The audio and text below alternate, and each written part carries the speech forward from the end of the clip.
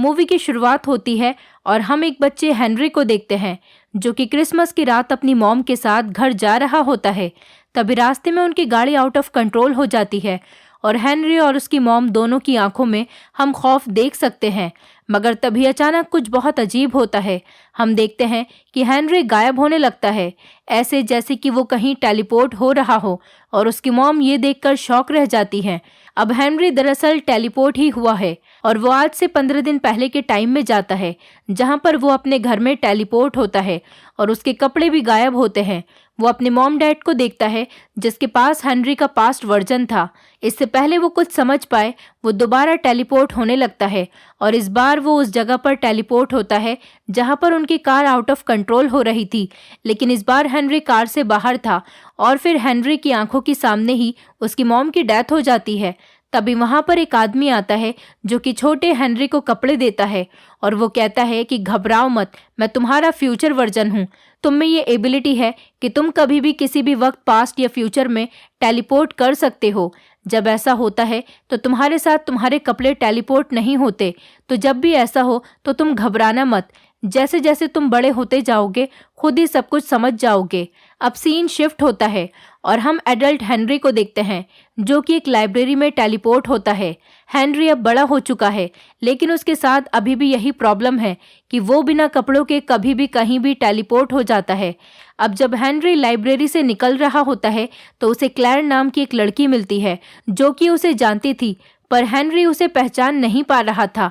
Claire उससे कहती है कि तुम टाइम ट्रेवल करके कई बार मुझसे मिल चुके हो।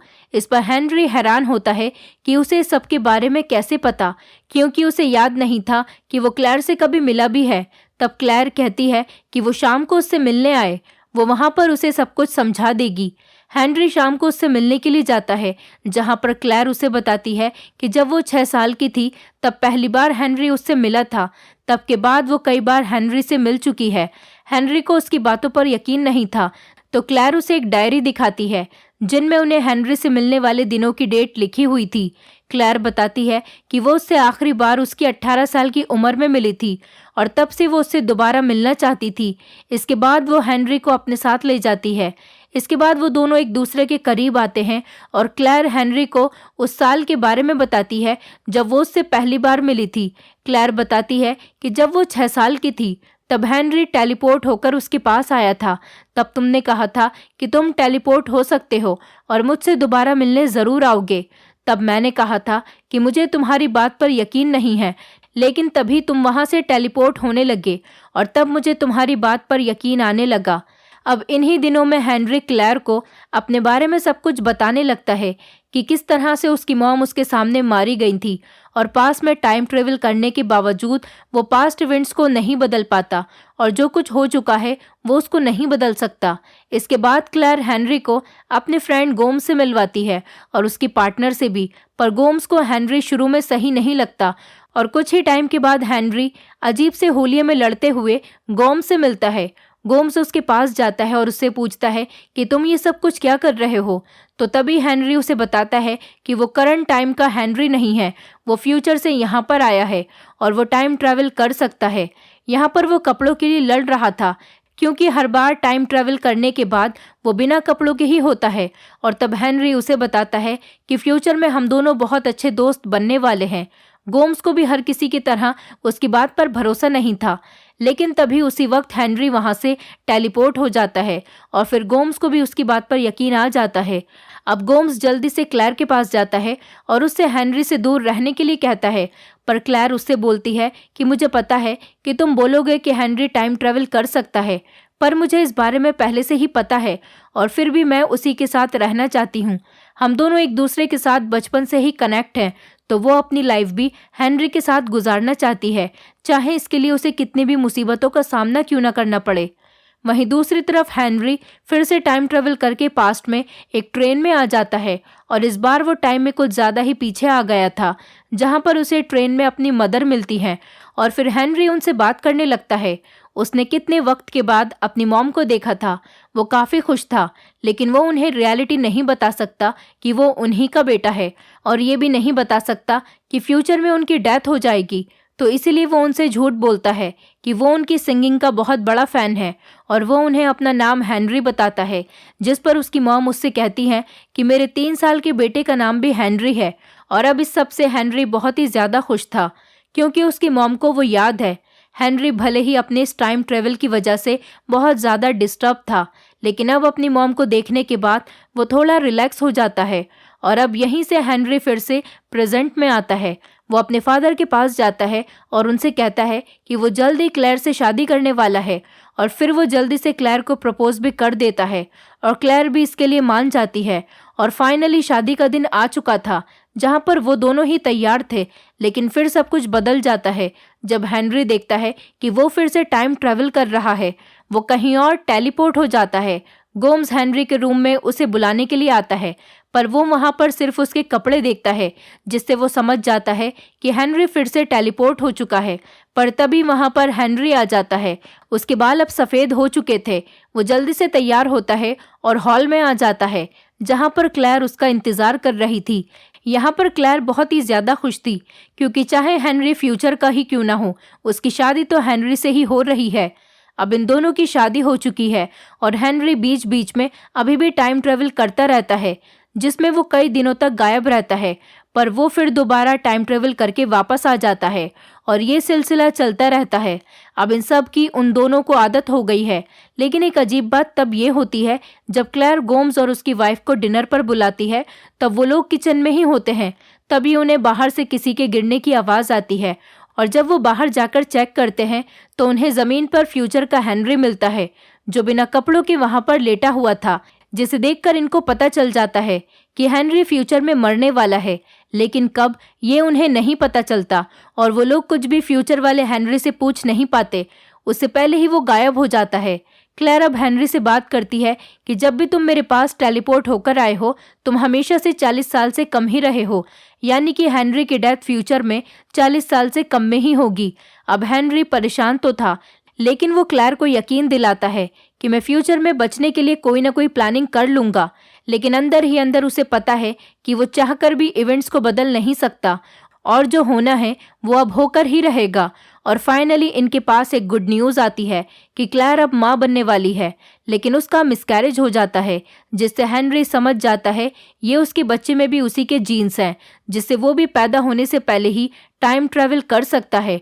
और जब जब वो टाइम ट्रैवल करता है उसकी मौत हो जाती है। हेनरी अब डॉक्टर से मिलता है और फिर ये डॉक्टर हेनरी की टेस्टिंग करवाते हैं। यहाँ पर हेनरी फिर भी कितनी बार टाइम ट्रैवल कर जाता है, और फिर डॉक्टर उनको बताता है कि टाइम ट्रैवल हेनरी की जीन्स की वजह से ही हुआ है, और उसकी यही जीन्स उसके बच्चे में भी हैं, और जिसकी वजह से वो पैदा होने से पहले ही मर जाता है। लेकिन डॉक्टर के पास भी इसका कोई इलाज नहीं था। क्लेयर को भी लगातार मिसकैरेजेस हो रहे थे। अब फाइनली हेनरी इन सब से बहुत ज़्यादा परेशान हो गया था। इस सब से क्लेयर बहुत ज़्यादा डिस्टर्ब हो गई थी, और वो इसके लिए खुद को ही ब्लेम करता है। इसलिए वो इन सब से तंग आकर अपनी नसबंदी का ऑपरेशन करवा लेता है, जिसके बाद क्लेयर उससे बहुत नाराज़ होती है, क्योंकि वो माँ बनना चाहती थी। जिसके बाद वो दोनों उस रात को अलग अलग कमरे में सोते हैं। लेकिन फिर उसी रात क्लेयर को ड्रॉर में से हेनरी का एक फ़ोन मिलता है, जो कि पास में टाइम ट्रेवल करने की वजह से यहाँ पर आ गया था।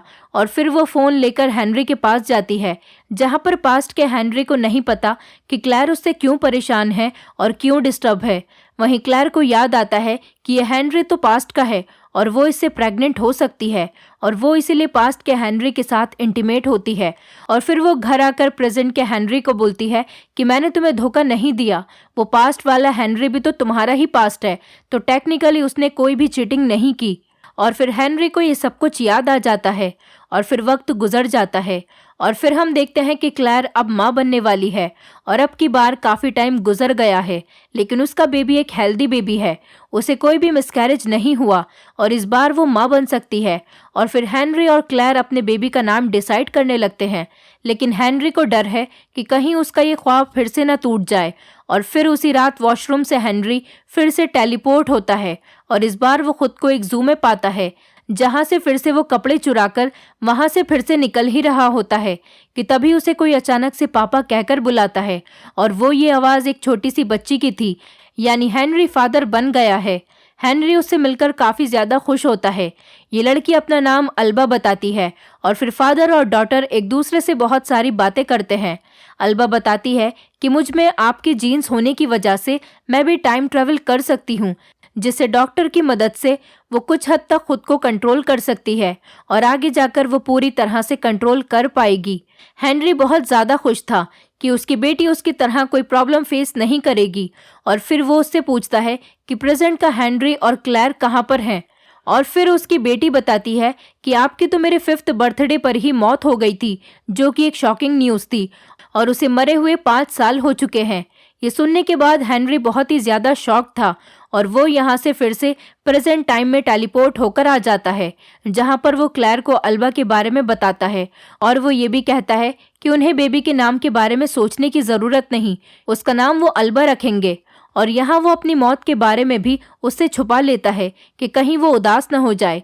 टाइम गुजरता है और अल्बा 5 साल की हो चुकी है और यहाँ हेनरी को भी याद आता है कि उसके 5th बर्थडे के बाद वो मरने वाला है, जिसके बाद वो अपनी फैमिली के साथ एक एक पल बिताता है और पूरा टाइम अपनी बेटी और क्लैर के साथ ही होता है।